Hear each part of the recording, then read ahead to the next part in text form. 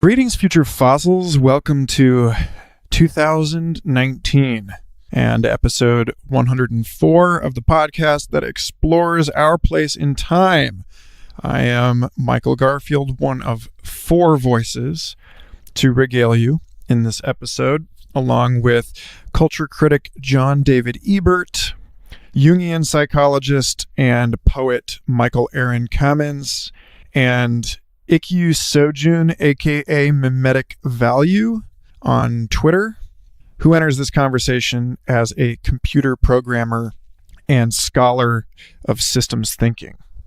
Together, the four of us constitute a sizable fraction of the people who have constellated around John's writings on hypermodernity, an articulate and provocative thesis about the digitization of the human soul and the collapse of meaning in the global shopping mall of the 21st century, which John and I discussed in episode 65 as part of the Blade Runner 2049 miniseries.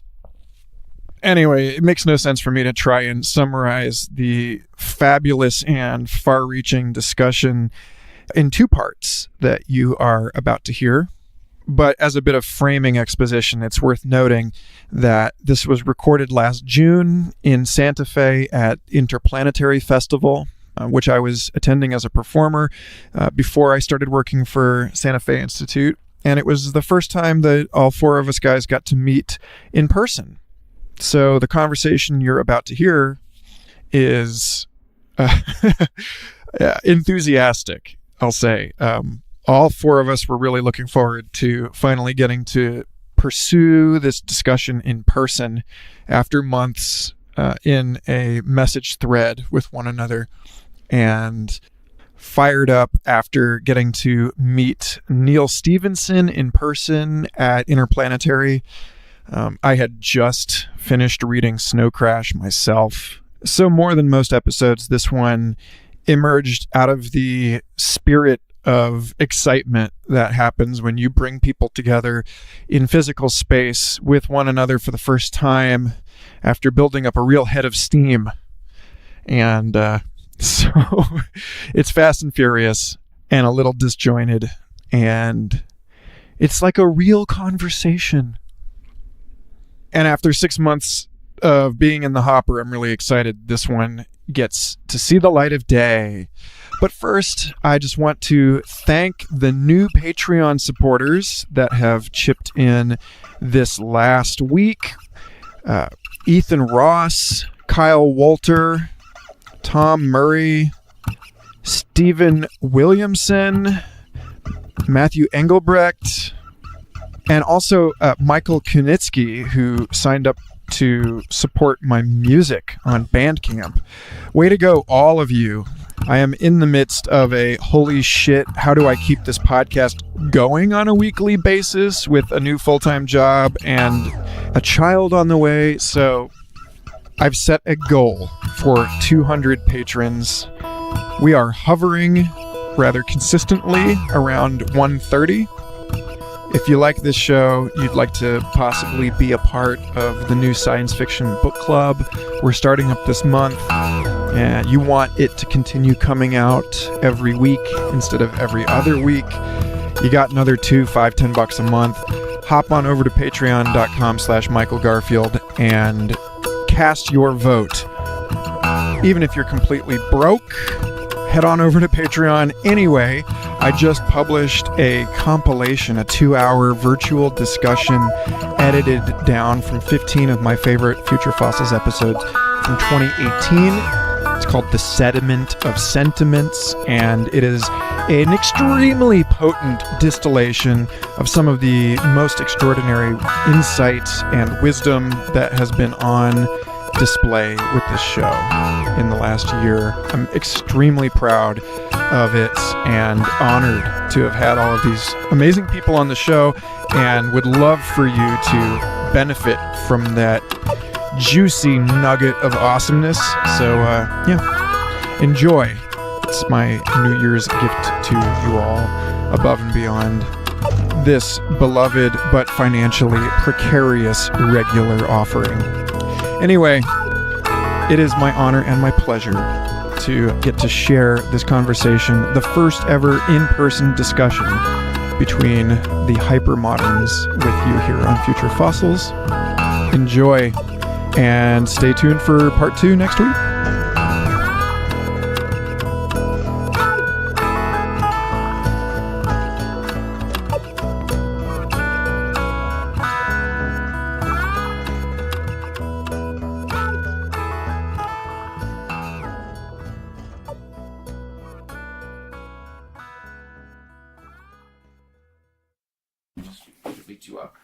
Yeah, okay, it's live. Actually, you know what? Let's start where you were, talking about video games as that was cool. Modern literature. Because I think... Hypermodern literature, yeah. Yeah, okay. Like, I think Shigiro Miyamoto is the Dante of the hypermodern era, in the sense that Dante created a whole metaphor landscape that defined an entire age. I think Shigiro Miyamoto, this is the guy who developed Donkey Kong, Super Mario Brothers, and The Legend of Zelda. Those games created the whole video game revolution in the depth that we know it today.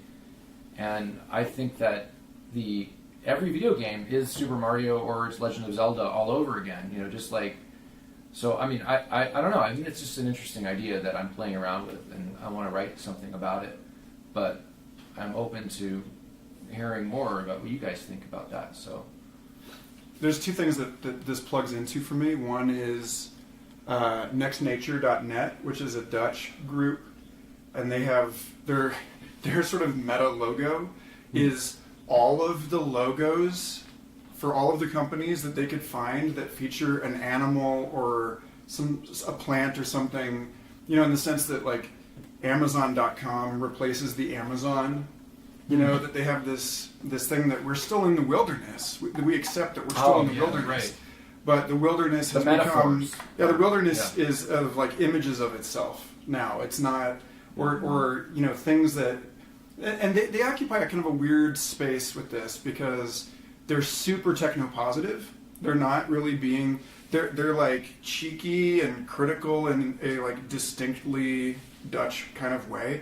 But they also seem totally in favor of it. Like, they're way up on eco-conservancy. They launched a cryptocurrency called EcoCoin, but it's pegged to, like, I think each coin is worth a tree or something. Oh, so wow. it's like, really cool. so that it's like, how do you determine? This is the question that plagues ecosystem services, and I think is like the argument for why the mere sort of specter of what we think of as the natural will never actually suffice, because we don't really know what, you know, we know what we observe a tree doing, but we don't, like, until only recently. What do you mean by suffice? Like, well, what I mean is that, like, until a couple of years ago, we didn't have and any idea that there was such a thing as the wood wide web, like all this shit going on underground. Yeah. You know, all of the mycelial relationships and the microbial networks, and that for the internet. Yeah, well, I mean, these trees are basically just you're not talking about the actual ecosystem, the actual forest. Right. Radiolab did a great episode about this, and it's like, until then, we thought each of these trees was like living on its own. Oh yeah. You know, right, and now we find out that they're all communicating. Most of the action is actually underground, and the trees are just nodes in a network. Right. Yeah. And they're just gathering sunlight into this thing that's going on underground. Yeah. You know, and so like when it comes to Donkey Kong, Zelda, and Mario being sort of the foundational texts of hypermodern literature, then that's great because they're all 8-bit.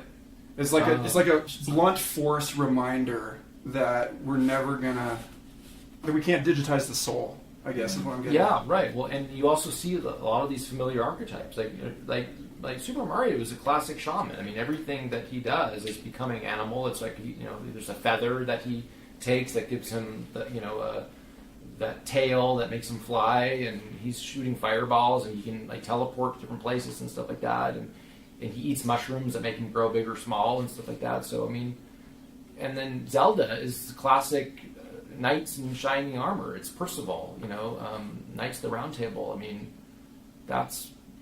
it's awesome. It's these themes repeating again and again in video games now. Link does literally go through a waterfall, like to get behind the waterfall in a lot of these games. Yeah, he does. Yeah, he pierces the veil. Right, and the one that I'm playing now, which is an older game, it's called I can't remember the name now, but he actually starts out as a little kid, and he's like an orphan, and he's been raised by this family in this forest, and they all reject him and they don't accept him, and he's not one of them and everything. But then he gets called to go on this big adventure because he meets this tree, and the tree tells him that he's got this great destiny and he has to go rescue the princess and this whole thing. And so then you play this character and he goes on this adventure, and he actually grows up and becomes like this big hero.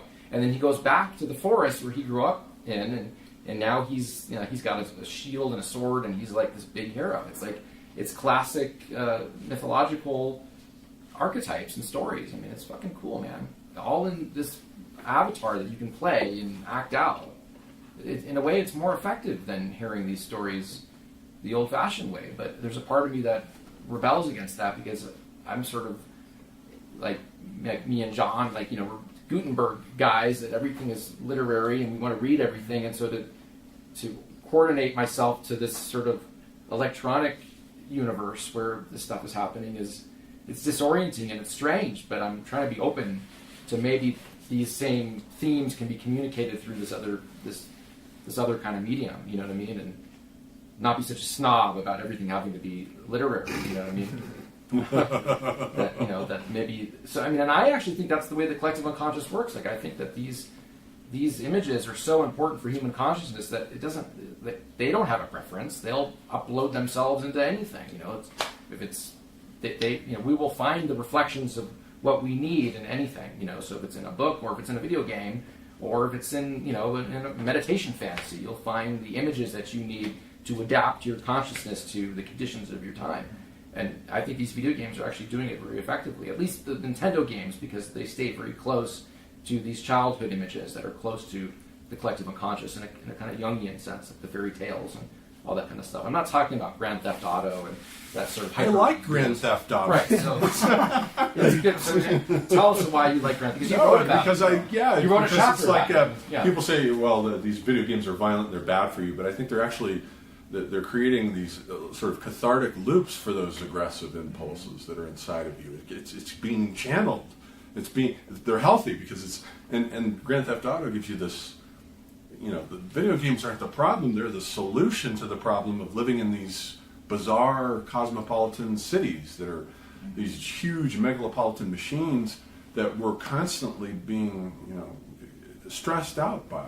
We're constantly receiving stressors from this machine. And video games, I think, most of them, at least the ones I grew up playing, provide escape scenarios that if you just figure out the labyrinth, you can navigate your way through it and defeat capitalism, defeat the industrial society. There's all these unconscious semiotics that are going on. These people are playing. Well, Ganon is a greedy pig. Yeah, exactly. Ganon from Zelda. Yeah. Mm-hmm. He steals the princess, and you have to defeat him and his whole order. I never thought Ganon is capitalism, right? That's another way to think about that. Armored monopolist, yeah. But so GTA, you're a GTA apologist. Yeah. That's great. I like GTA. I love it. GTA apologist. I love the game. But the thing is, I never played through any of the stories. I always hop on. It's almost like a meditation experience. Like me putting the cheat for flying the cars, and I'll just fly in the cars over the oceans for probably half an hour. So that's, I think, the difference is that what you're talking about in terms of the earliest video games, you had some choice about when to jump and so on, but it was still more you can see these playthroughs of all of Mario Brothers, right? Where it's that's optimized. You can't do it better than that, and that was the whole thing. There's a skill to it. Yeah. Whereas with GTA, it's Doug Rushkoff talks about narrative collapse in Present Shock as one of the different narrative collapse. Narrative collapse. I'm going to steal that from Russia. Yeah. Well, he talks about going from the cyclical sitcom to these longer form narrative structures on television to the serialized dramas. to like the reality TV show, which doesn't have the same pretense of story, but it's also got the story, like the forced narrative built into it. Like this is not what's actually going on set at all, you know. And he points to the way, like the kind of games that we like, rather than going from like team football, which is very narrative and mythological, to like extreme sports where it's like very fragmented and it's more about like performance or something. So you get that same thing going from Mario Brothers to Grand Theft Auto. Right, it's a big difference. That's a great, actually. It's really good. What would that be called? Like the opposite on the pole. You know, on one hand you have Super Mario and you have Grand Theft Auto on the other end. But you know? I don't think it's evolution. I think it's more like creating of more and more new genres. Like there's now there's games that's purely stories and people call them walking simulators. There's no game element involved anymore. You're just walking along. It's like an augmented reality type of trip or something. In the metaverse. Yeah, you just kind of walk along and you discover little pieces of like things. It's like, oh yeah, there's this one note from someone in a book. Well, that's what a lot of these Zelda games are like too. And except for there's no even win condition or die condition. So right. But that's what I think why this guy Miyamoto was such a genius, was because even in the very first Zelda game, he has this exploration element. And that early Zelda game, it's no different than Pac-Man. It's just these screen boards that he strings together. But unlike the Pac-Man game where it's the same thing over and over again, he strings all these boards together that you can actually explore. And they're called boards, you know, in this video game. They're called language. what? Boards. Spell that. Board, like BOARDS. Okay. So like Pac-Man is one board that you Gotcha. go and you You leave one side, you enter the other. Yeah.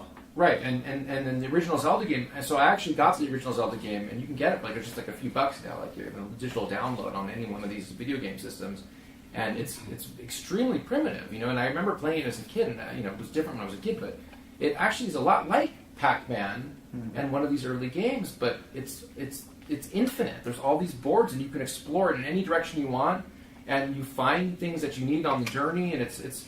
Because see, I got into video games again because I played the new Zelda game, Breath of the Wild, which to me was so fucking perfect and beautiful that like you actually feel like you're actually in this world. There's like win conditions, and you have to actually eat food to survive, and you have to cook your own food, and you like live in this fantasy world. Too much. It's like a chore.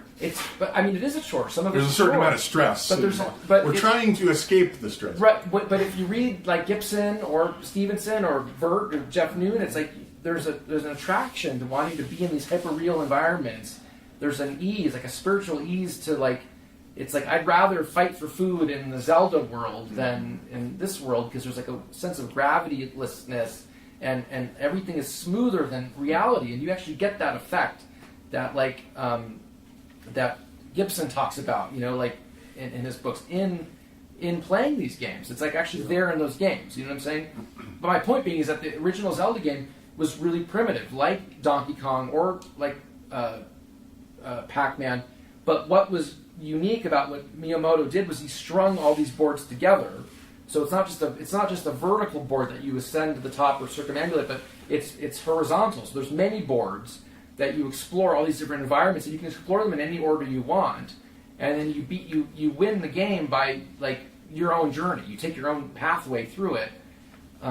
To beat the game, and I didn't realize that was already implicit in the very first Zelda game in the 80s, right? I mean, this is awesome. The metaphysics of video games. I'm enjoying this so much I can't even stand it. But it's like this is awesome. It gets more and more nonlinear, though. I think it is an evolution away from the narrative, where like the narrative games are becoming a smaller a smaller fraction of the total games that are being made, because like we're sort of losing the plot as a civilization.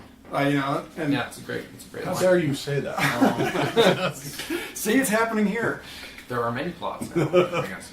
But okay. Hold up. So I kind of want to connect this back to kind of the real life. So in a sense, like people are not completing their hero's journey in real life. They're stuck in these just 5 to 9, 9 to 5 jobs, and then they go back to the video game to try to really. Well, this is an interesting question though, because what does the hero's journey mean in a world where we have to have 9 to 5 jobs to survive? I mean, the hero's journey must be it must be something that exists at a meta level I mean, this is even sort of Jungian in a sense that maybe we're not supposed to act out all these projections that, like Jung in the Red Book, he talks about how at one time in history that all these religious ideas had to be lived out in reality, that people actually had to go out into the desert, and the religious world was concrete. Everything was literalized, but that somehow there's been a separation from that, and now it's the symbolic life, he calls it. That we have to find analogs and symbols to individuate through our own, which there's lots of problems with this idea. There's lots of problems with this idea that This is crazy. So if you take this far enough into the future, you're gonna have video games that's gonna mimic more office lives, and people are gonna enjoy the hell out of them. Those are the most popular games ever. Yeah, it's totally in the future. Yeah, you're just playing jobs. You're just playing a 9-to-5 gig. Right. But this is what we were talking about with Snow Crash. It's already kind of there if you're a drone operator. I mean, it's going that way. Our favorite part of Snow Crash was just the fact that that the main character lives in this tiny little domicile, but he owns this expensive real estate in the metaverse, and he tunes into that. And that's that he bought his big thing on the strip. You know what I mean? That's kind of where we are. It's what does my real life look like outside of visualization? I mean, it's a quiet, introverted life, but through these connections with you guys, and this is the first time we're all meeting in person. I've been talking to John for 7 years, and it's there's this rich world in the digital, in the metaverse that we all have, but real life is not. I mean, I hate to say this, but it's like the hyperreal is now.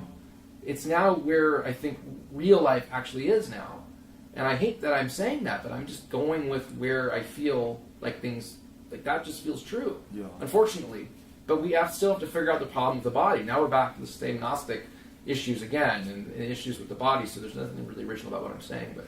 Well, now, how do you? Okay, two things, and they go together. And this is a question to you all.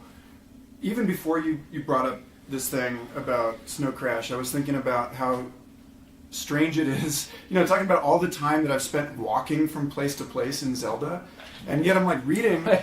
I'm reading Snow Crash, and I'm like, yeah, they the YT, the skateboarder. She's on a public access terminal to the metaverse. And she's sitting there with VR glasses on while a bunch of pervs are gathered around the phone booth looking at this 15-year-old blonde in VR. And meanwhile, she's sitting there walking an avatar miles and miles.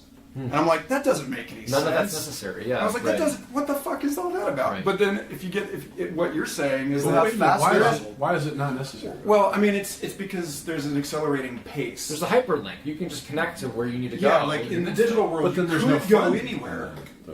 Exactly. Right. Yeah, but if you're if you're paying to access a terminal, then you would expect that. There's all these things about that book that for me I've been thinking.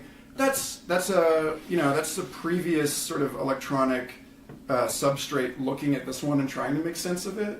But the one thing that Stevenson missed was that we would be so rushed all the fucking time. And that we wouldn't sit there and walk through. We wouldn't want to walk through a terminal that somebody developed, but unless you're playing a video game, because in Zelda you get to travel. There's fast travel in Skyrim. There's fast travel in Skyrim. They want that type of stuff. You don't want to just walk the same road all. Well, you got to upgrade until you can fly. And there's warping too in all these games as well. But I mean, but the idea is that in Snow Crash, it's you can get from one domain to another, but instead of just a hyperlink that gets you there, and the guy, the narrator. Or he's not the narrator, but the main character actually designs these spaces in between, and it's a big thing. People want to walk through these spaces, make it as real as possible. You know what I'm saying? But you're right. It's with the time crunch that we have, no one would actually want to do that. You know what I'm saying? But so here's the question. Well, you want to do it the first time, but not anymore. I think in Diablo 3, they have an option for you to suddenly level up to level 80 or whatever in half an hour. Or even Kevin Kelly says that. He had this whole thing about the tiny screen on stuff like Google Glass, and how he felt if you actually read through sprays where you read one word at a time, you can read like 5-10 times faster than you can read a page. What are sprays? Well, it's just like where it's just like one word at a time popping up on the screen. Yeah. You know, Google it's like Glass. yeah. So you can actually read a book like in Google Glass like 3 times faster than you can read a normal book. Yeah. And there's something where Kevin Kelly was talking about how he always felt like rather than a desktop, like that we got stuck in this model of like having like the desktop is this landscape to explore, when in reality it should be that you've just got this one timeline of information, and then you're just sort of going into or out of it, like the Apple Time Machine kind of combines those two things, and you get this weird So interface. What's the Apple Time Machine? Where it's like where you can cruise through multiple different backups, like like you can look at your desktop from like a month ago, or your desktop from like a year ago. Yeah, right. Yeah, so you're shifting from the lateral plane to the temporal plane. Yeah. And so rather than you have a plane here, you just have like one thread, you just kind of go in. Right, and so it seems to me like the reconciliation is in our that like trying to spatialize things online, and then the problem that you get into, the problem of the body, like trying to make a copy of space, is it's just like, well, it doesn't need to obey that logic. It's like putting wood paneling on the backdrop of your on your computer background. It's like it's not really wood. It's not wood. I think it's skeuomorphic. Right. And But I like to think that it's wood. I mean, that's Well, We all do. I mean, there's it affects your online purchasing choices. right, and then it goes back to this about So if you look at culture, right? I mean, Cialdini's research, I think one of the things he brought up is if you're selling sofas online, and if you have a background picture of clouds, they want to think about something comfortable. But if you have a background picture of like gold coins, they'll think about, can I make this, buy something cheaper rather than something more comfortable. I like the reference to clouds. Michael's working on a poetry masterpiece. Oh yeah. Called Clouds. He's trying to wave me down. For that, you right? people listening to this, he's trying to wave me down. But the fact of the matter is, it's a fucking masterpiece. We were reading it the other night, all three of us. Oh yeah, it was so trippy. It's like, you don't even need any mushrooms. Exactly. Great line for it. What did you say? It was like lists, explosions, and flows. Yeah. Lists, Great. explosions, and flows. Right. That's exactly it. Yeah. I don't know. You just. How did you? Get So you I can't got it wave it from you. away because now we're talking about it, and otherwise it'll just be a tease to people. So Okay, I can talk a little bit about it. Sure. it pegs into this whole conversation. Yeah, it actually, well, it does. It right. does, Because there's yeah. a lot of video games. Totally. One of the things I'm trying to incorporate in my poetry is there's a lot of like pulling out pop culture references and sort of incorporating that into what you would think of as a formal verse is actually a construction of different pop culture references and this sort of Burroughsian type of cut and paste type of thing. But it's not quite cut and paste because it's a lot more deliberate than it's not quite random. And I wish it was more random, but I'm too neurotic, I guess, to leave everything to chance. So I really do construct everything very deliberately. But there's a lot of pop culture references, rock and roll lyrics and songs that I liked growing up, cereal boxes.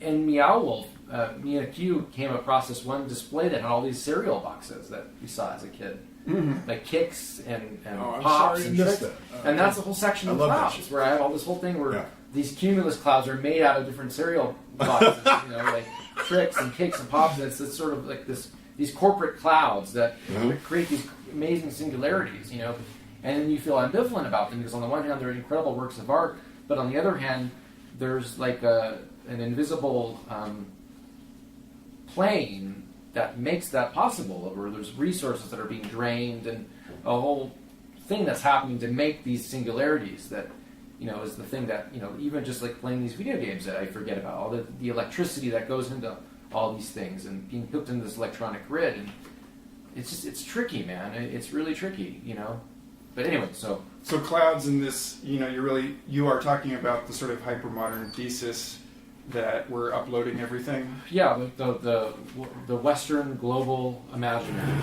as the cloud, yeah. But isn't that, isn't it? And And keep I going. can't remember what other part was. No, I'm just giving you a hard time. But isn't this like? Am I alone in thinking that this is basically, in some more accurate sense, what Rudolf Steiner talks about, like the descent of Ahriman, and that it's basically See, like this is we're the thing. mistaking I don't know about mistaking that. Right. this I you know don't this know. attempt to reproduce the transcendent with the immanent, But there's so much for the transcendent. There's so much opportunity for actual transcendent experience within it. Like just like my experience with playing Zelda, like how much. I actually read some guy wrote just like a blog about how Zelda helped him with depression. This was a guy who was suicidally depressed, and he got Breath of the Wild, and he was going through a horrible breakup. He had lost his job. This guy was about to commit suicide, and then somehow or other he got Breath of the Wild on the Switch, and he started playing this game, and he fell in love with Hyrule. That's the Zelda world, and he talks about just playing this game, going on this hero's journey, and doing the whole thing, and it just changed his whole life. It made me think that there's still an opportunity, even in these Ahrimanic manifestations, for the transcendent. Well, we're not at the bottom. But even that is Steinerian, right? I mean, even Steiner thought that all these things, like the Christ image for Steiner, the Christ is between Lucifer and Ahriman, right? It's between both. I mean, we need both. I mean, Lucifer tempts us into higher worlds, and I actually think I disagree with Daniel Pinchbeck, by the way, that the UFO phenomena is an Ahrimanic phenomena. It's totally okay to disagree with Daniel Pinchbeck. Well, for because the record. Pinchbeck has this whole thing where he thinks that the UFO phenomena is all Ahrimanic, but I think that our UFO phenomena is Luciferian, and I think that the UFO phenomena is it's the Luciferian spirit that's tempting us into higher worlds, and every time you have a UFO phenomena, it gives human beings ideas about technologies that they can invent, or new possibilities that they can manifest, and the beings that you see in these UFO phenomena, they're Luciferic spirits that they give you information about higher worlds and stuff like that. But you could make the case that they are kind of keeping you trapped in material. I don't know, dude. I'm getting. Well, I mean, it's like to the extent that we're seeing it as a binary, we're going to see it as a conspiracy. Well, that's Steiner, right? Like we're going to that's Steiner's binary. Like if you're Phil Dick, eventually you get to the point where you're like, well, there have to be two. There has to be a light side and a dark side, and they have to be sort of in this like eternal fight that actually makes them sort of lovers, like the dinosaurs that died fighting, and it's like they didn't even know each other. I for just 30 thought that seconds. you're a paleontologist, man. I wanted to be a paleontologist. Robert Baker. When I was a kid too. Robert Baker was my idol when I was a kid. Yeah, that was funny when you said that. I was like, Garfield apprentice. I was Baker. actually just trying to get a hold of him. Speaking of people who have, as a Pentecostal preacher, desert patriarch who taught the Bible in the original Talmud, like Hebrew, he Baker did? Bakker, because he's Dutch. Bakker, okay. Oh, I'm sorry. But he.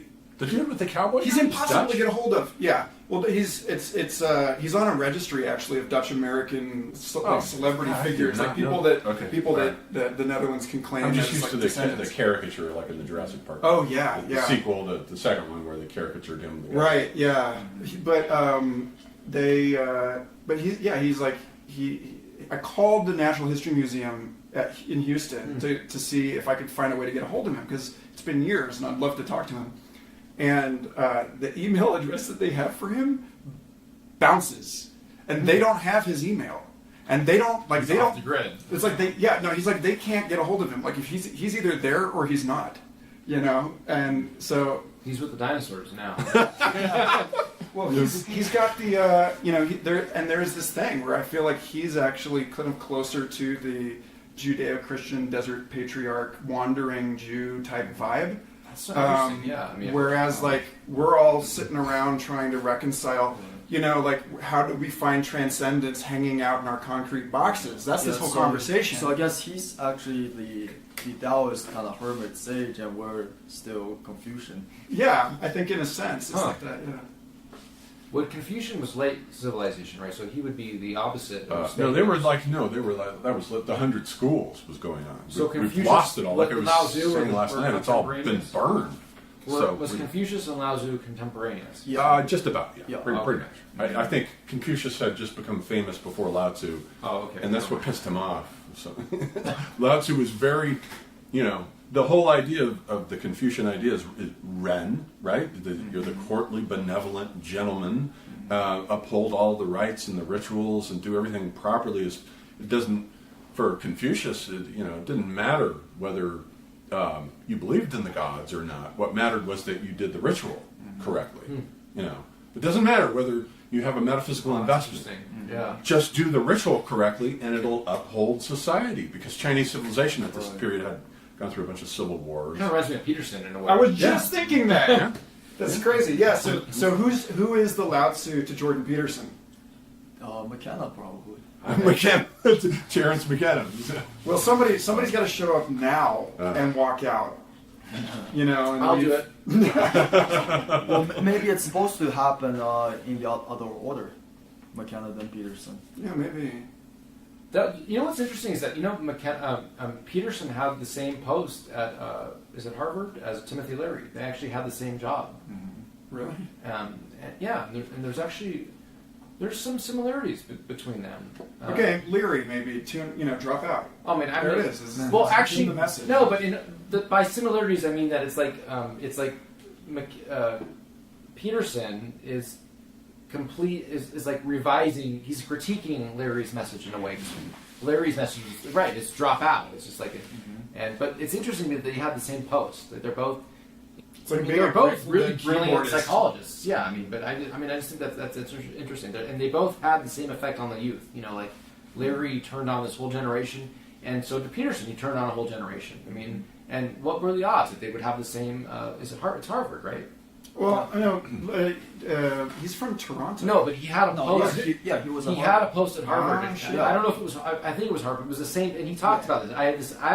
He in an interview, he was like, "Yeah, I actually had the same post as Timothy Leary, and how strange is that?" Or that is very strange. This whole thing, yeah. Well, especially if you're willing to indulge the aesthetic curiosity that the 1960s and the 20-teens are under very similar Pluto-Uranus aspects, and like Saturn-Pluto stuff. Also, Jung born under a Saturn-Pluto conjunction. Becca Tarnas talked about that. I remember on the show. And then there's this thing that there's a it's written in the sky that there's a power conflict between established order and revolutionary order that shows up in these things. Well, just the fact that he rose to power at this time, that's astrologically very similar to the time that Tim Leary rose to public prominence. Yeah, right. Okay, I see what you're saying. There's so many cycles in history. That's why I thought this book was so cool. Right, exactly. So this also reminds me of the Fourth Turning. This is the Krakauer book you're well, it's a collection of articles by different. I'm sorry, Ikkyu, I didn't mean to cut you off. Just so the listener knows what we're talking about. This is History, Big History, and Meta History, which is put out by Santa Fe Institute, and looked really cool. Edited by David Krakauer et al. You would benefit from it, I think, but I don't. Maybe. You're John Ebert, So. I'm not sure what that means. I don't know either. I'm just. It reminds me of being John Malkovich. It means you're slightly. That's one of my all-time favorite movies. It's a great movie. It means you're slightly more well positioned to tell us where we are in the cycle. Oh, in the cycle? Yeah. There's a lot of good debates about what history is and the difference between historians and what was the other kind of scientist it's just. There was I learned a lot of stuff just from reading it last night.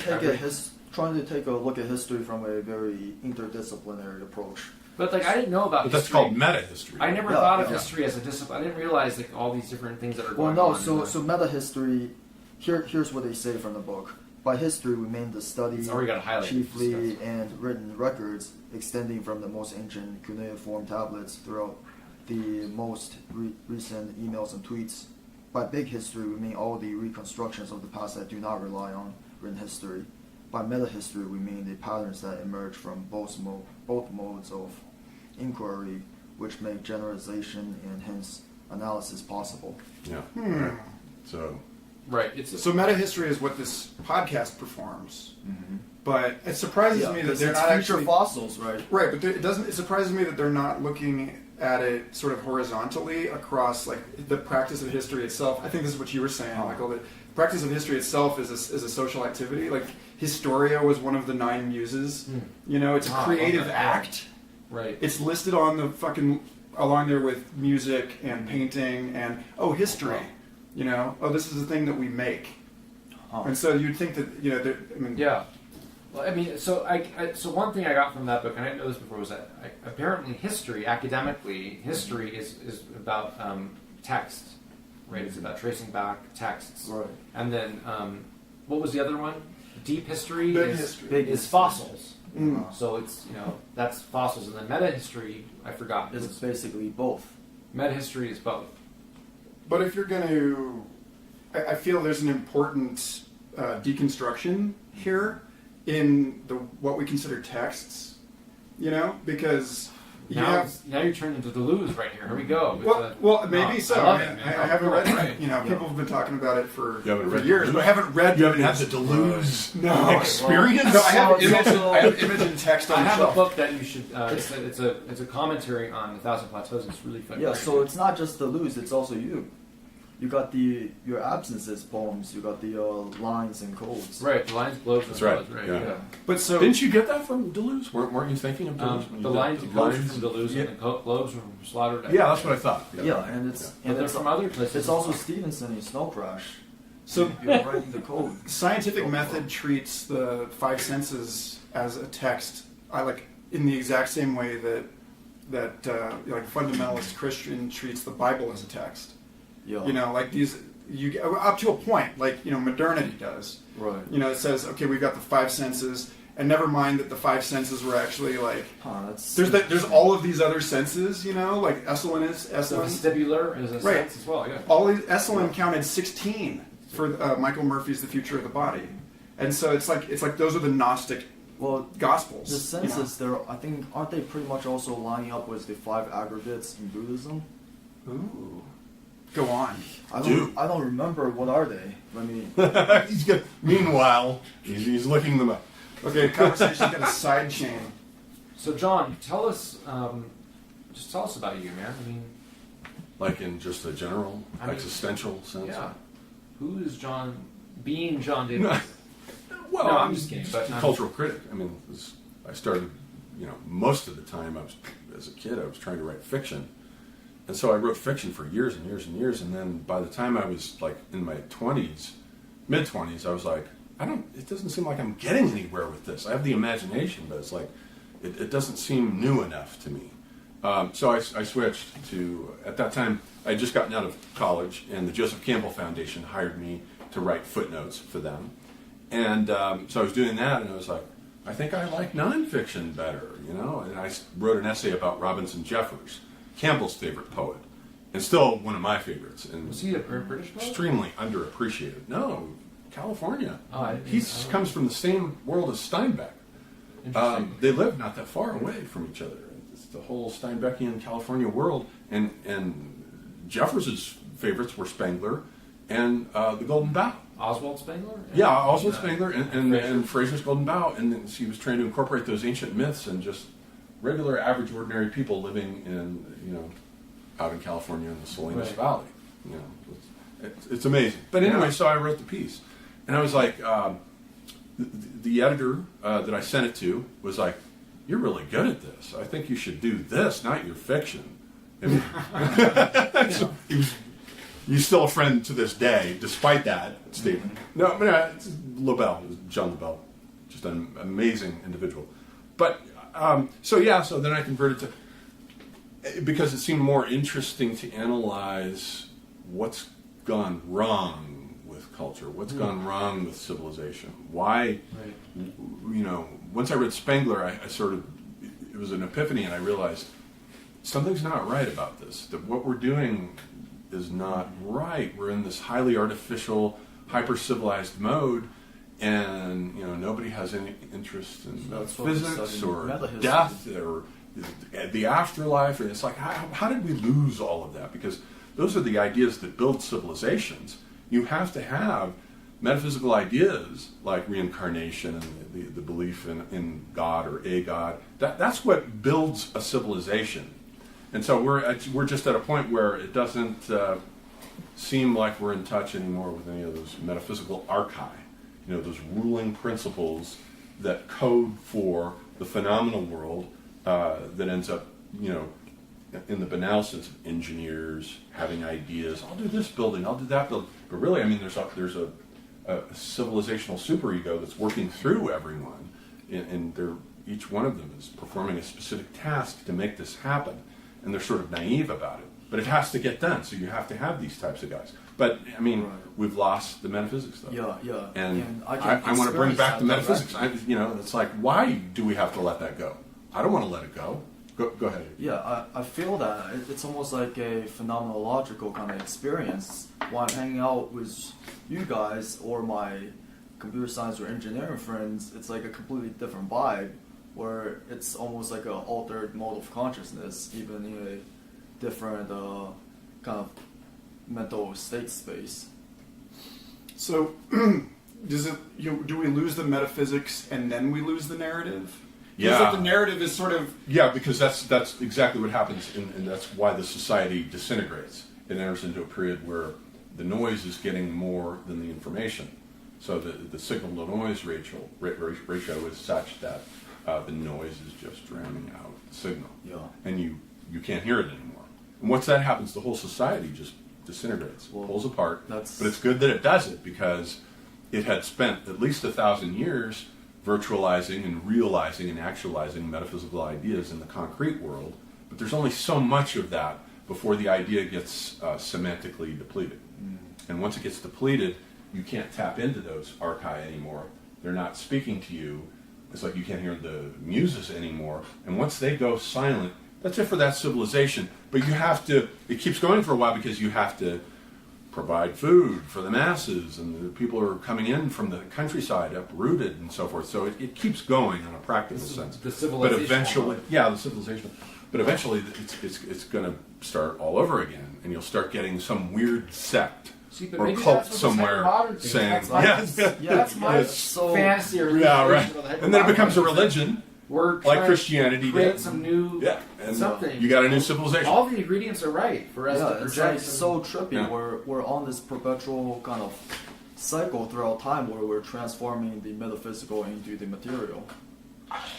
Well, that's the virtual to the actual. But that's again, what we were talking about yesterday. Again, what you're saying, Michael, about the sort of unrealized background layer of all of this, the electrical use.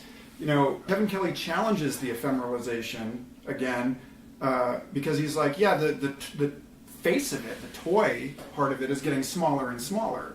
Your phone is now this sleek little thing. Instead of, like, my buddy Buddha Bomb has been giving these presentations on the history of electronic music and its effect on consciousness. And he talks about the original synthesizer, where it was like 200 tons, filled an entire room.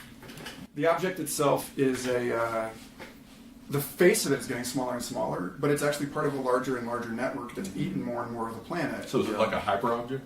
Yeah, like the technology as a hyperobject, that's why we're confused. It's because the objects are getting smaller. The objects are getting more ephemeral. It's interesting. You talked about miniaturization and new media invasion. You talked the miniaturization process. Thompson was talking about that. But it's like it's really kind of like a seesaw kind of thing. Or like some sort of transforming, flipping kind of triangle where you see the big picture, but there's not much data, but then you see the tiny screen, there's a whole bunch of data behind it. Then you need to kind of go through that portal to access. Well, right, but I mean, the thing is that most of us are still thinking about the object and not the object as behind the object. Yeah, not what's behind it, not the whole network of stuff that's supporting this. Most people aren't even aware that their phones aren't doing most of the things that they're doing online. That's being sent to corporate servers to be processed. I'm actually reading about that right now. I'm actually reading this amazing book about this guy, Tung. So, Q, you might be able to help me with the name. Tung Hui Hu? Yeah, Tung Hui Hu. He wrote this book called A Prehistory of the Cloud. I'm reading this today, and it's all about different ways of imagining the internet. And, at one time there was this theory that the internet was imagined as a way to survive an atomic bomb. So they thought that the internet could be shaped in a decentralized way, because Hiroshima and Nagasaki you have the centralization of power that can be, you can bomb that because it's all centralized in the city. And so they thought, well, what if we distributed our power network in this sort of rhizomatic way, and that way you can't attack one city. So they were already thinking of this when... Well, no, afterwards. So what he says in this book, he debunks that, and he says, well, it turns out that this one media theoretician had this idea that the internet was a response to the atomic bomb, and was trying to build a shape that could be distributed among all these networks that couldn't be centrally attacked the way that these cities were with the nuclear bomb. But it turns out that wasn't actually the case, or that's not actually what happened. And his whole book is about how, and this is what's interesting, is the Clouds poetry, and I found this book after I'd already been almost finished the book of Clouds. But this whole book is about different fantasies we have about the internet, different metaphor landscapes that we use to configure it. And so this is totally what I'm trying to do with poetry. This guy actually has made explicit in this book, Are you going to publish Clouds this year, do you think? I want to. Okay. I have to find a way. Can I read a little piece off the back of this? Sure. Because it's crazy. This is exactly what we were talking about. We may imagine the digital cloud as placeless, mute, ethereal, and unmediated, yet the reality of the cloud is embodied in thousands of massive data centers, any one of which can use as much electricity as a mid-sized town. In this book, Tong Hui Hu examines the gap between the real and the virtual in our understanding of the cloud. Shows that the cloud grew out of older neural networks such as railroad tracks, sewer lines, and television circuits, countering the popular perception of a new cloud-like political power that is dispersed and immaterial. He argues that the cloud grafts digital technologies onto older ways of exerting power over a population. Yeah, so this actually makes Pretty cool, right? Yeah, Sounds so great. this actually sounds like The Square and the Tower by Neil Ferguson. He talked about all these hidden networks that were affecting history. We think of modern history as network-based, but actually it extends back into pretty far, these social networks. Have you guys read that article that came out on the New Yorker last week, or a couple weeks ago? It was the Architects of the Internet apologize, and it was like all the people who were, major players, not all of them, but a dozen different interviews that they published independently of this sort of composite interview about the history of Web 2.0 specifically, and the idea that we could make the web free to people by using ad revenue model, and freemium services. And they basically said we had no idea that what was going to happen was that it was going to become like a real-time behavior modification panopticon. We fucked up and we're sorry, and we kind of don't know how to fix it. And I love it. They're just like, here it They're is. apologizing And- for a and- technological invention. When does that ever happen? And specifically to loop back to the whole thing about Ahriman and Lucifer, there is, what they basically said was, it turns out that the best way to keep somebody's attention is to keep them outraged. And that these systems are designed in order to keep our attention to upset us. And that the more upset we get, the more compulsively we respond, the more we get involved. And it's like even the best of us have succumbed to trolling. And why?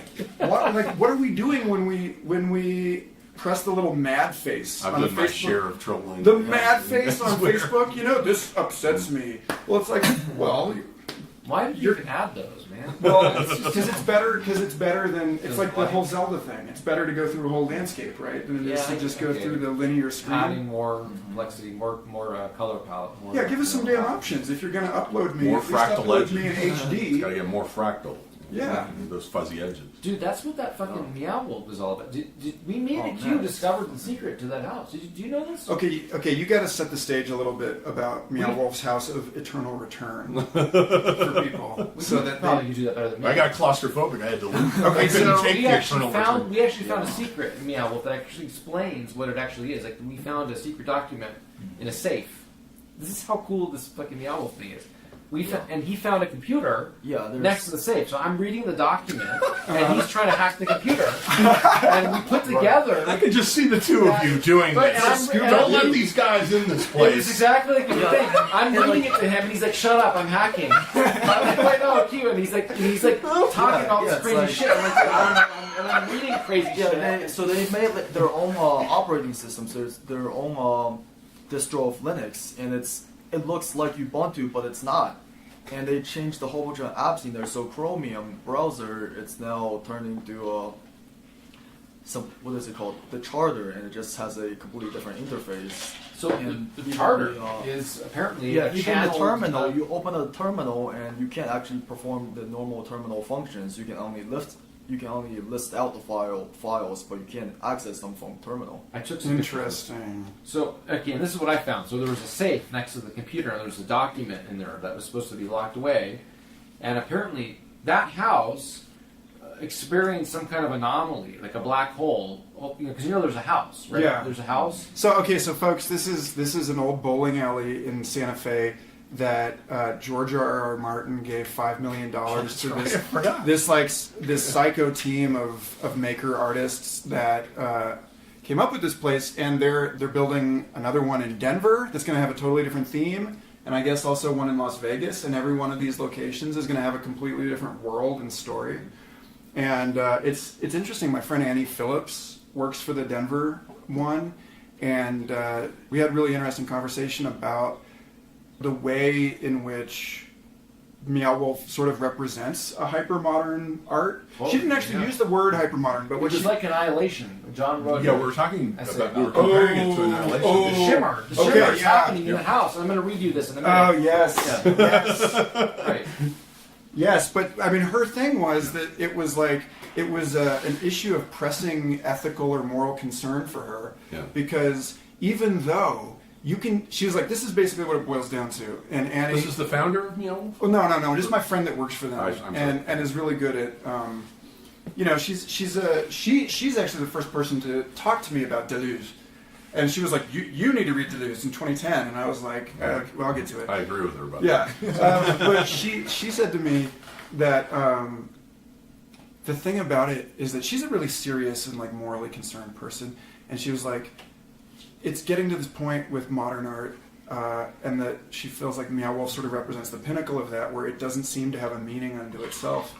That it's been emptied of any sort of semantically meaning. depleted. Yeah, She didn't find the safe. but See, that changed everything. Right. Now you We got a left out narrative. of there. I found the narrative. Now But there is a it all narrative makes to it, sense. okay. So, but last thing, I want to hear this. Hacking. Last thing is that she said, but here's the thing: is that anyone in the world can come into this place and be altered by it. She's like, That's even- aggressive too. It's Well, like, come into my parlor, said the spider to the fly. Well, it was. Well, I mean, it's more like It's nice in It's here. more like she was impressed by how,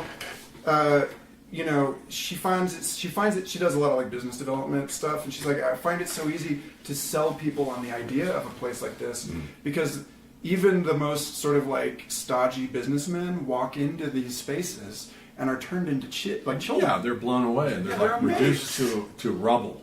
Yeah. Human devastation. We gotta bring some. Because I'm not.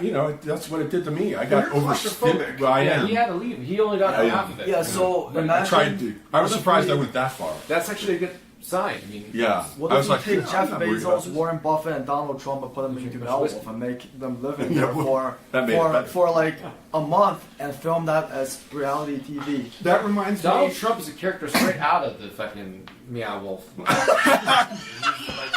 We found a bunch of rooms that had these cartoonish Oh my God. characters. That's like one of the best quotes I've ever heard ever I mean, about Trump. Well, he is sort of like the bear from Annihilation. Yeah. That's good. That's good too. dude, that bear freaked me out, man. Yeah, we were talking about the bear. That's the scariest The other thing day I've we ever were talking seen. about the bear. For anyone, okay, spoiler alert, there's a scary bear in Annihilation. Wait, but I have to get back to the fucking. Yeah. I want to read. That's all I'm I want gonna to read say you about the it. Meow Wolf documents about the house. Okay, one Yeah, document. yeah. One document. Right. Yeah. So I found this in the safe. So if you ever go to Meow Wolf, it's actually a house, but then this house has like these portals into this other dimension, that are somehow intersecting with the house. But apparently in the house, there's like a home office and there's a safe. And I found these documents in there, and I'm going to read you just the very first page of the document. It says, effective immediately, you are the custodian of the Selig Pastor house. For the safety of the multiverse, we isolated the home from its native dimension. The home is quarantined within an abandoned bowling alley in a small desert city. This is, of course, not ideal, but it was the best we could do on such short notice. The home had to be removed immediately for reasons you will soon witness for yourself. The house in question was initially located in Mendocino, California. It was the site of a disaster, a complete breakdown of the structures that keep the multiverse orderly and safe. The family who lived there were bloodliners, creatures of the anomaly. On March 17, 2016, their creative powers caused a Class 1 break. The Seligs perverted the laws of time and space to recall a child who had passed from the material realm. This reminds me of the movie Poltergeist for some reason. Yeah. The home collapsed into chaos when the child returned. The memories and emotions of the family were made manifest. These pocket dimensions cling to the house like parasites, and for the time being, we are unable to sever them from the proper reality. I love it. You are to keep the house safe. So now it gives you a task, right?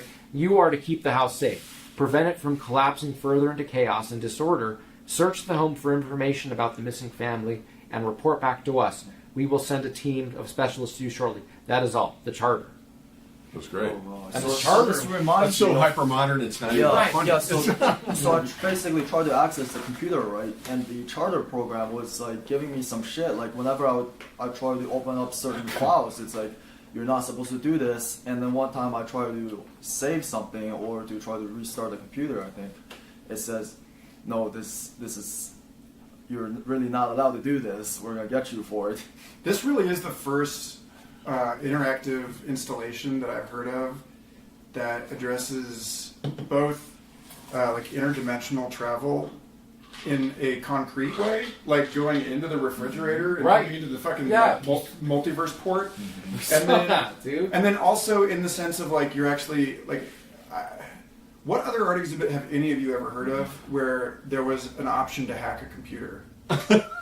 Yeah, I mean, it's Where like somebody Right. actually Yeah, wrote this like- OS for you. Yeah, For you you. could probably... dude, it was Right. just for him. It was too. like they know. They He totally knew. blew me off. This door is Dude, closed. He's like, I'm gonna hack this Only computer. for you. And I'm looking at this whole manuscript, and I'm like, Ikkyu, and then we're in different, like, we became like ourselves in this fucking experiment. It was like, weird. He's hacking the computer. I'm looking at this manuscript. It was like fucking weird, man. Well, and like Annihilation, that sort of strips you down to, you're the, the therapist, the hacker. Like they're doing the Right. psychologist, the geologist. Like you Yeah. sort of, Become these as these you become persona types. as you yeah. become less specifically yourself. persona types. I just came up with the term. It's good. I like Yeah.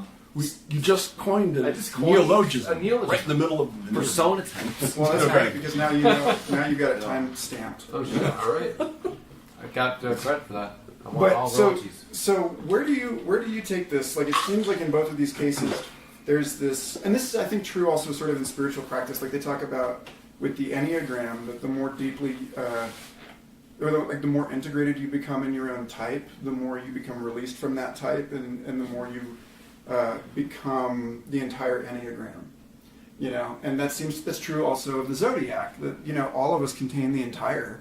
And so, depending on, it's different to the degree that these various things, the angle or whatever, the intensity to which they're related, but in the Indra's net sense, you are in fact reflecting all of them. But then there's this like unhealthy I like sense. that. The Indra's connection with the... There's this unhealthy sense in which the, like in Annihilation, and I've warned everyone in the intro to this show that we're going to spoil absolutely everything we talk about, including Meow Wolf. Well, we have to. Yeah. How else are we going to talk about it? Because sorry, most of the people listening to this shit's been around for thousands of years, right? So, And you It's a should know future that. fossil. Fuck you. Right, Don't knock Spoil it. It's a We're future creating a fossil. future if fossil. you still have a problem with me spoiling Annihilation, then we don't need to know each other. Future fossil, by the way, just for the record, is like one of the best names for a podcast I've ever heard. Yeah. I think everyone agrees. Right, Like, definitely. And he's a paleontologist. yeah, I know. That's what that makes it even I awesomer. put that together. You know? Yeah. The most awesome thing about Future Fossils is that it's also the name of a rap group out of St. Paul, Minnesota. Oh, you're kidding. And when we contacted them about trying to politely acquire their Twitter name from their unused Twitter profile, we got the nastiest, like, it was like the most insane, rude gangster shit. I could not believe it. And so ever since then, there's been this undercurrent of like testosterone, like I must beat their social metrics. Like, you know, like the thing is that however great the name is, there is, you know, again, it's in the net, right? It reflects all of them, and so like you know, you see the entire to use a integral, you know, spiral dynamics kind of thing. You see the whole spiral in it, and so there is a red. There's an ego component in there still, which I like that. You know, I mean, wasn't that more like Cowan though? I mean, didn't he kind of take that spiral dynamics idea from Claire Graves and yeah, Cowan? yeah, totally. And numerous modes of integral thought. I'm not calling Ken out specifically on that one, but like. Wait a minute, Ken who? Wilbur. No, I'm just yeah. So, but well, I've never had him on the show, and that would be cool, man. We should. He doesn't do shit like this. I wish he would come I to got us, him. Actually, I did interview Ken about 8 years ago, or no, 10 years ago now, before I had a podcast, and that's up on evolution.bandcamp.com. This is skin of the game right here. You're saying. And that in that interview, I pressed and pressed and pressed to get him to say something of meaning about what integral art would look like in his model. And he was very evasive. And ultimately, like the one thing that came out in an hour conversation was what he called complex coherence. Like he hasn't exposed himself to that much art, really. So he can't talk about it, but I think he knows integral art. And due to his credit, I think he knows integral art when he sees it. But what he said, complex coherence would be like, I asked him specifically, so is Tool, the band Tool, a good example of this? Because they're capable, or like in general, metal, actually. It's a good band. Tool. Like all metal, in some sense, is capable of this because you have to channel this extraordinary, like intense emotion and yet remain like dispassionate enough to shred at the same time. You gotta get the whole picture. Yeah, he gives that, it's Buddhist. They it's like holding the whole Right, at once. So yeah, that really reminds me of the meditation experience. Really, a lot of people think meditation is just about being calm, but really, like one of the books I read on meditation, what it says is like really you need to almost feel like you're a tiger stalking a prey, and you just got that life or death kind of sharpness. It's like a lot of it's like really edgy. Literally. And this was Ikkyu's card today. Was this tiger? It's there's this other article. Oh, the Princess of Wands. And what tarot is This this? is the Crowley deck. Oh, so yeah, so you were showing them the Aleister Crowley's tarot, and Ikkyu drew the Princess of Wands, which features a woman with a tiger. Yeah, and he was just talking about the tiger stalking its prey.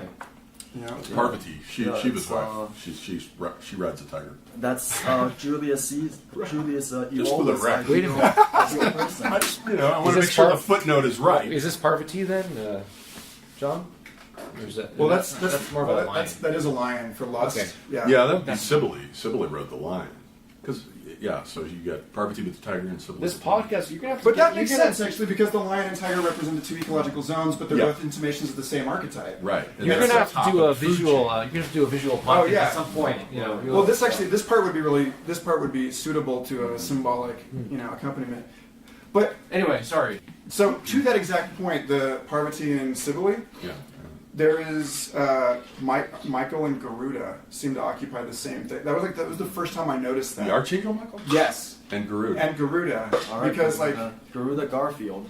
well, here's the I'll take it. I love yes. that. Yeah, that should. Neologism. It's mine. Thank you. Or I'm it. Actually, I'm its thing. Right. Because Garuda Garfield. every time I meet a Michael, I'm like, oh, I know you. No, but kid, I was following this. So, but I'm really an Aaron, so though. check this out. So I'm having an experience. The first time I had this sort of revelation that you were talking about at the very beginning of this conversation with video games, where you're like, oh my god, these are those things. These are transcultural signifiers. Right. Yeah. I was painting this kind of abstract thing, and another Michael, Rainbow Michael Haynes, a world famous Michael Brandon, flow performer, came up to me and said, "That looks like Garuda," and I was like, "What's Garuda?"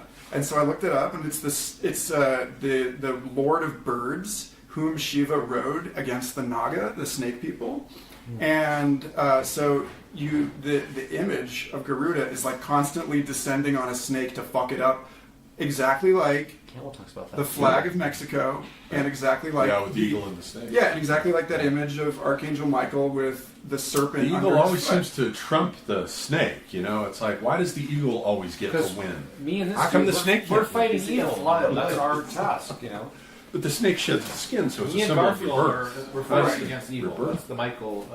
Wait, I missed that. What- It's the Michaelian age, according to Steiner. So me and this dude are fighting evil, actually, Right. by the work that we're doing. And then Steiner's book on Mikhail Mas, he talks about how he associates the dragon with sulfur rising out of the earth, and the Wow. and the It's very alchemical. and Michael with iron coming out of the sky, like the periodic deposits of iron made into Earth's atmosphere by meteors. And I was like, oh, interesting. You're talking about dragons versus meteors? 70 years before Luis Alvarez proposed the theory that dinosaurs were knocked out by a meteor hitting the Yucatan Peninsula. And I was like, that guy was on some shit. Like, that is he was accurately reading the Akash. This in is why whatever we like sense. dinosaurs, because we're dragon fighters. Totally. That's why we like dinosaurs. That's why we were like obsessed with studying them. We know everything about them because we wanted to fight these fucking dragons. Absolutely. That's the point, I got you know? I got a Tyrannosaurus tattoo, like the Jurassic Park logo tattooed on my shoulder at 18. And That's cool. And when people ask me about it, I'll show you.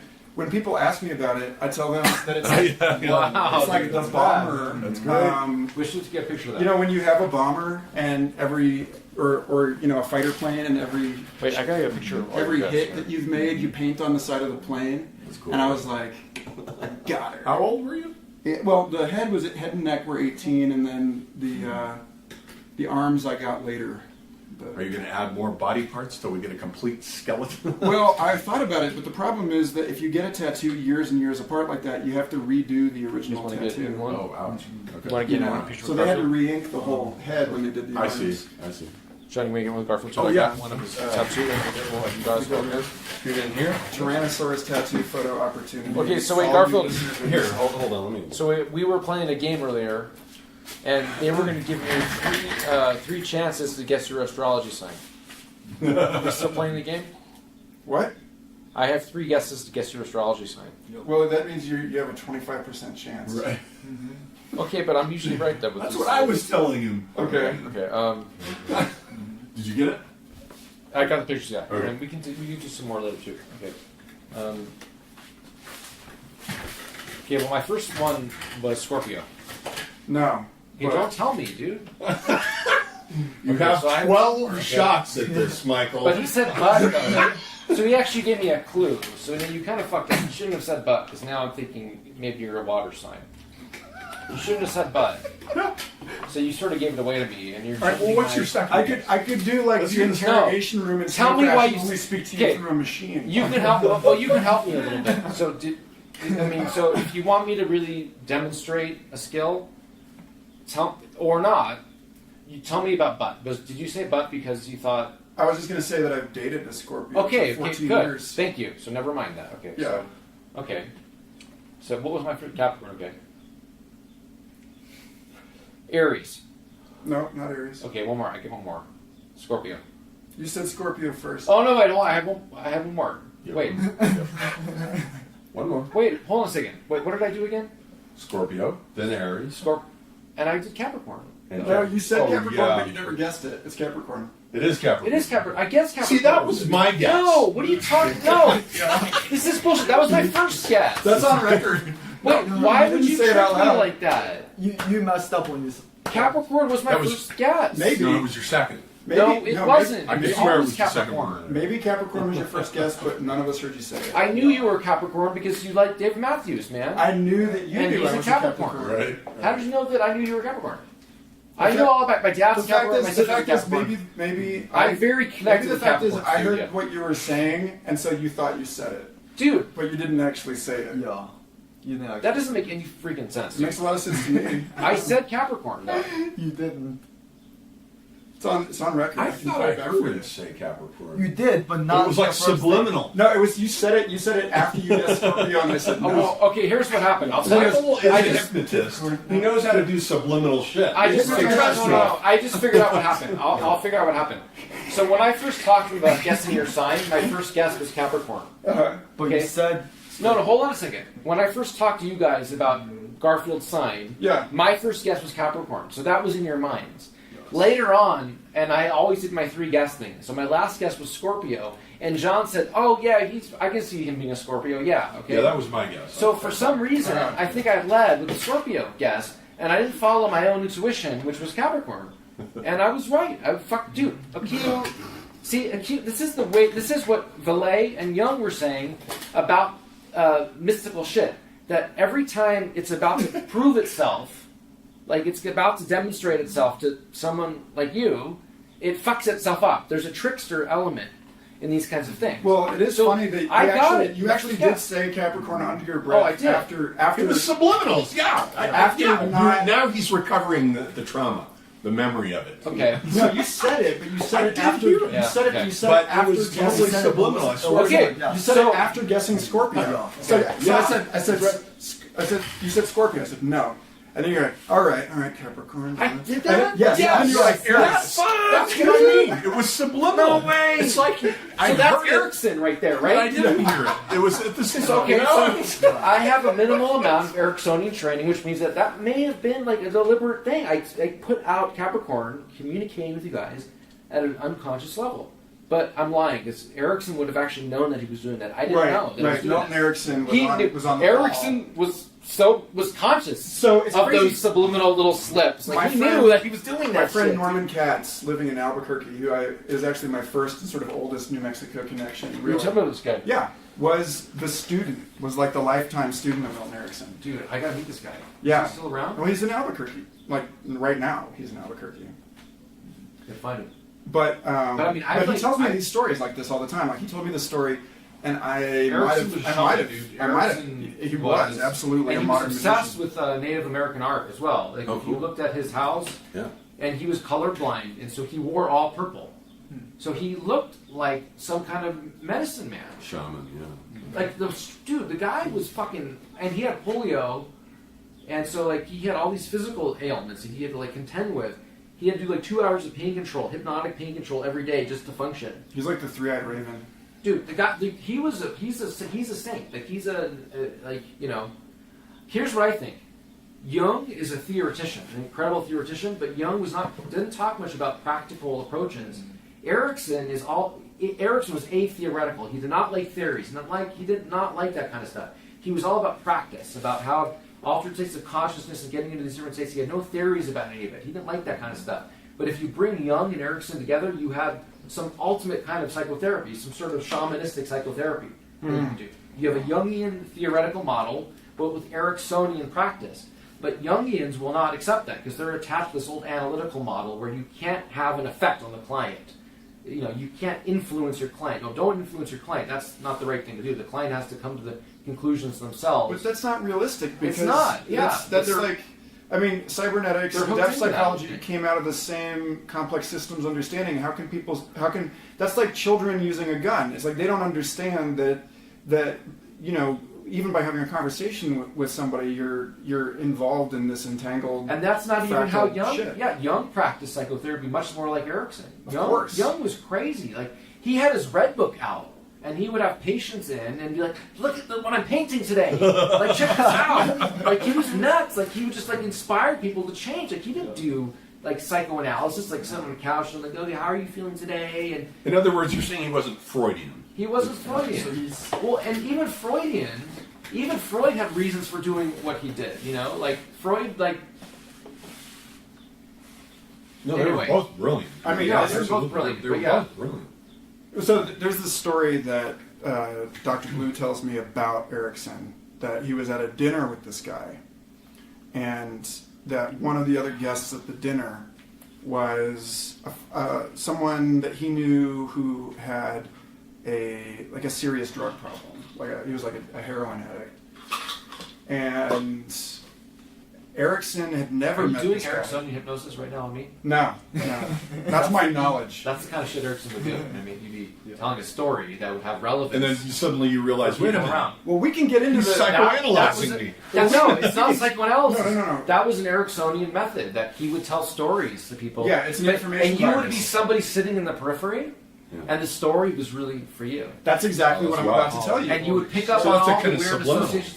He would track associations, Erickson, in some dude, the guy was fucking So a he's shaman. the ultimate Okay, so troll. check this out. ultimate troll, dude. He's the ultimate troll. I think this may be the best Okay. conversation I've Sorry, ever yeah, had. never mind. Sorry. Ever. Let's go. Awesome. Like in Yes. my entire life. So- this is so good. That's awesome. So what happened was exactly what you just described, that he witnessed as Milton Erickson, while in conversation with someone else, had like observed this guy somehow in a way Sensory that- acuity, it's called. Yeah, I that, teach this. that Yeah. he was saying something to, saying something to someone else and said, or maybe, you could just like learn to fly helicopters. Or maybe you could just learn to fly a helicopter. Yeah. And That's then crazy, like, guys. and it was like this thing where Blue saw Erickson glance at this other dude while he was in conversation with someone else. And that guy, like, right after that, decided he was sobering up in order to become a military helicopter pilot. Oh, wow. And, like, went on to have an illustrious career as a helicopter pilot in, I think, the Navy. So, I mean, Man, that's it was crazy. like, So it's, in one, like, wink, He's Milton doing- Erickson saved this He's guy's doing life. Ericksonian hypnosis man. on me right now. So that actually That was a trap. I mean, No. This see, is this paranoia. is the thing. The Ericksonian No, hypnosis taps into some Graphian universe where there's Yeah. past life conversations happening. We don't know Yeah, we don't. all the That's dimensions exactly right. of communication that are Wait, actually so happening. slow down. And Erickson would let that happen. He wouldn't try to control it. Yeah. He would just let the fucking dice roll where they will. Yeah. Maybe we're all connected in hyperdimensional ways. And if I just go with it and don't try to interpret it in some analytical way, but just keep going with the communication, all kinds of weird shit can be communicated that needs to be communicated on multiple levels. That's why he was a shaman. Absolutely. Yeah, I managed to do that. so- on acid, Dude, but I'm not doing it right now. Right, You're but giving you me did credit. this to it. You did this to it. So So I I'm want not- to become a helicopter pilot. And, overcome my But on the identity. other hand, it is his job to be interesting. Yeah, I mean, he's not gotta literally, be but to interesting. me, the helicopter pilot is a symbol for me of, and this dude had an issue with drink, and I want to become a helicopter pilot and fly high and overcome I think it would be these cool too. difficulties. Yeah, I used to have a childhood fantasy Well, I don't of mean being literally. a I just mean helicopter that's pilot. No, I had a literal. well, so for you, that I was want to metaphor fly too. helicopters. How can I figure this out? You just just channeled the healer. You just with the avatar, the shamanistic energy that see. And you would never think that Erickson was tapping into this kind of shit by reading his papers or knowing anything about him. But now maybe they will know because we're talking about it. Maybe Right. our generation has to bring that out. Right about at this Erickson's moment, Yeah, people so are that's like going on Wikipedia. Wait, is this typing- live? No. Okay, When they sorry. listen to it. Okay, hold on. Edited, severely edited, right? Milton Erickson. Yeah. So now he just got a whole bunch of adherents, converts. So I never heard of No, that was Erickson, but it seems like what he practices is almost like a combination of McLuhan and Cialdini. So perhaps the modern Erickson is Scott Adams. Well, okay, so that's a really good point because Scott Adams' work is based on neurolinguistic programming. Okay, so we're The neuro cartoonist? Yeah, Yeah. he's made this career out of being a persuasion coach now, right? But where that comes from is something called NLP. The developers of NLP were obsessed with Milton Erickson. And they actually went and they studied Milton Erickson. They wanted to figure out how this guy was able to just use communication to create all these changes in people. Like, he could just have a conversation with you, and you would leave the conversation becoming a different person. How did he use communication to do this? So they wanted to model what he was doing, and they used linguistics. So John Grinder, so NLP is two guys in the beginning. It was John Grinder. He was a linguistics professor, and Richard Bandler, who was a computer programmer and a mathematician. So they got together, and they went and they studied several other therapists at the time. They wanted to figure out what therapists were doing that was effective, and they extracted this linguistics model. Anyway, so that's one thing. Then they went and studied Erickson after that, because Erickson was doing something very different than they were doing. and they extracted Erickson's communication patterns. So you can actually learn these patterns, and you can speak hypnotically if you want. You can learn, it's called the Milton model, named after Milton Erickson. Or, a Nam Shub, if you will. Yeah. That's a reference to Snow Crash, by the way. That's really But magical Footnote speech, that. yeah, is exactly what we're talking about here. the Milton model, right? So you can learn the Milton model, and you can speak hypnotically, and then so that's persuasion communication that Scott Adams uses, and so he got that from NLP. That goes back to Erickson. Wow. Anyway, that's my. But here's the thing, right? And I swear to God, Dr. Blue mentions this to me every single time I see him. He always brings up the fact that when he asked Erickson what he thought of NLP, He didn't like it. Erickson He hated pointed those guys. to his chest and said, "It has no heart. No heart." Because he was the heart. Because Bandler and Grinder they were intellects. They just sucked him dry. He called them, and he had this Joycean way with words. So he called Grinder Grinder and Bandit. So Bandler and Grinder. So he said, Grinder and Bandit were here today, and they, and so they would just drain him of all his information they could get, and they would leave and put it into these language patterns, this linguistic stuff. How come? Why didn't he work on them? Or why didn't it work on them? Bandler's probably a sociopath, right? He probably, Well, isn't he the one that blunt shot his about it. girlfriend? he may have shot his girlfriend in the head. We don't know if that's true. You know, it was like a Burroughs thing? Bandler was No. yeah, it's kind of like a Burroughs thing. Yeah, a little bit. I mean, I just meant the in shooting. the grossest sense of it, The yeah. shooting. There was a weird and then, but people don't know if he was hooked up with the CIA because something happened where his house was drained out, and he was teaching these CIA people how to shoot guns. He was doing NLP for rifle training, sniper training, because you can use these NLP techniques to actually, in any skill you have, you can use these NLP techniques to enhance it really well. So he was actually commissioned. Both of them were, Grinder and Bandler, but they had a big falling out. And Bandler was a guy from the street. He was a genius. He was like the genie of NLP. He was it was all his idea, really. But Grinder was a little bit older, and he was this professor. He was like a linguistics professor. And Bandler had this ability to mimic people. And that's what Grinder thought was interesting. Bandler had no psychology training, but he watched a few videos of Fritz Perls. And Fritz Perls does Gestalt psychology. It's extremely complicated psychotherapy. It's very bizarre. And Bandler just watched a few videos, and he can mimic the voice and the behavior of Fritz Perls without knowing any of the theory. And so Bandler could meet anybody, and he could extract your whole personality, and he can mimic you and do everything that you're doing without knowing why. And so Grinder has all this linguistics training. He said, listen, let's work together. If I can figure out what you're doing, I'll extract a linguistics model of it. And he was using Chomsky's, that deep structure model, surface structure, deep structure kind of thing. Right. And so he extracted that from Bandler. That became NLP. And then they went and they interviewed the most successful people of the time. They started with psychotherapists.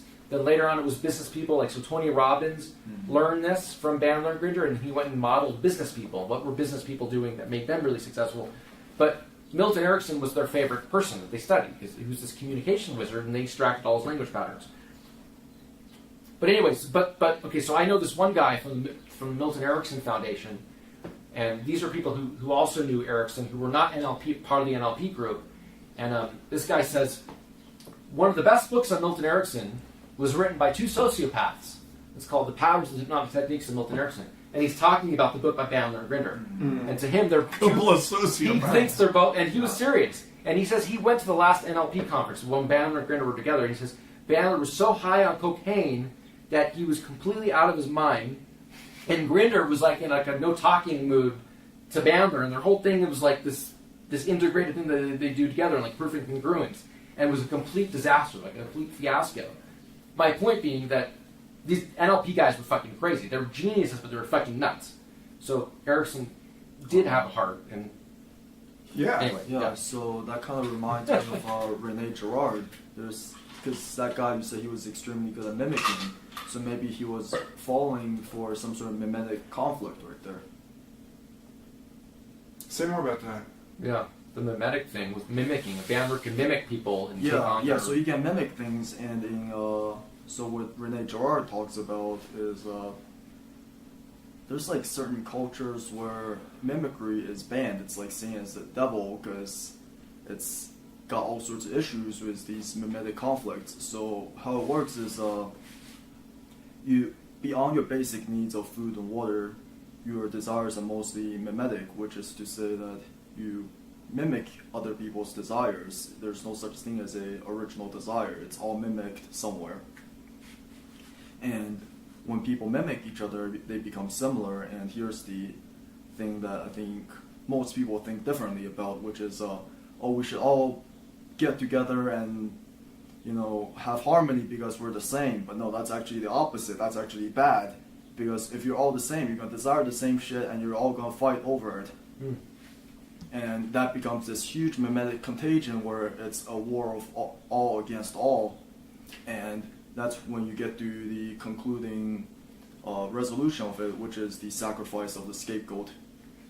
So how did you feel about this sort of Tower of Babel stuff as outlined in Snow Crash that the entropy of language has a positive normative value associated, like that actually breaking up a kind of common tongue is really good. That really it's good blew my for mind. like information security. So it kind of really reminds me of Bitcoin, crypto in general, and like a lot of things Nassim Taleb says, which is about decentralization increasing the robustness of a system. So in that sense, trying to get everything down to one language, or at least the Babelfish, like Google Babelfish, that's one of those things where you see the double toroid at work, right? Because even though we're decaying into this sort of the bottom of the funnel here, and it's like, Ahriman wins, and there's only one language for spoken now. again. That's just for now. Right. But it's an eternally always thing, because even as that, we feel the pressure towards that outcome. There's the outcome that like a Babelfish type thing would mean that we all end up speaking our own languages. That everyone has their own language. So that your own tongue is like your own public or private key, and so or your public key, and so you would need the private key of like your brain scan in order to like properly speak to somebody through the Babelfish. Wow, that's a cool idea. Someone would write a science fiction story about this, right? Well, I mean that's why there is, and this is probably bad form because I'm asking for him to be on the show. But there is that rumor that Neil Stephenson was one of the 6 authors of the Bitcoin white paper. That he's like 1/6 of Satoshi Nakamoto. And after reading Snow Crash, it's like less of a weird rumor. It's somewhat more plausible. Yeah. Yeah. Although Snow Crash actually mentions this in actually the languages, the programming languages are fragmenting, so you have all these new languages being created. You can't just write the underlying machine code in C anymore. You have to have Python, Java, whatever, all that. And there's more and more languages being created by different groups, tiny fragmenting groups of programmers. So there might be a time when there are so many programming languages that almost no programmers use the same language. It's like, I write my programs in C, you write it in Python, nobody can understand each other. That might also be a possibility. Right, and also I think some of the more sophisticated crypto projects that I've seen out there are making a point that you can develop in any programming language on there, that you can write apps in any language you want, because they're looking for mass adoption. They want everybody to be able to do this. So in a sense, everyone can work on it, but not everyone necessarily uses the same language to work on them. Right. And there's some new programs or protocols. I don't even know what they're called, but anyway, there's a lot of times when you make a computer program, you don't use the same language for different components of it.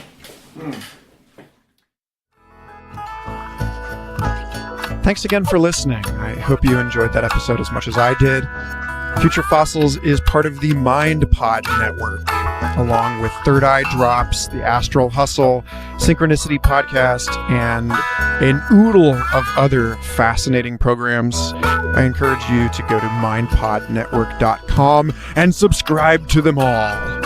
And stay tuned, because we have some awesome episodes coming up on Future Fossils.